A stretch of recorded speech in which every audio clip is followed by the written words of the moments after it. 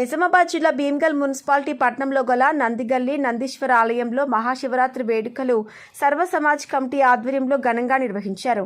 కార్యక్రమంలో భాగంగా పార్వతీ పరమేశ్వరుల కళ్యాణ మహోత్సవం జరిపించారు.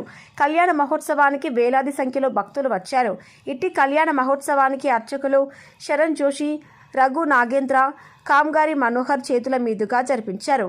కార్యక్రమంలో సర్వ సమాజ్ కమిటీ సభ్యులు శేవ అశోక్, ఉపాధ్యక్షులు సంతు దాసు, క్యాషియర్ గంగం రమేష్, రైటర్ సంతు మోహన్ మరియు కమిటీ సభ్యులు పాల్గొన్నారు.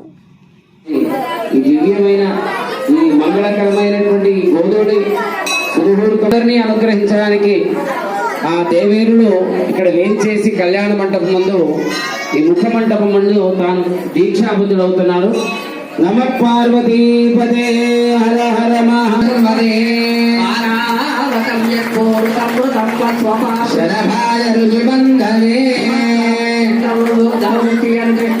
ఇంద్రస్తోమేన మంజలసేన మధ్యమిదం వాదేన సగరేణ రక్షా కౌతుకబంధన ముహూర్త సుముహూర్త అస్తు కొరకు జరిగింది.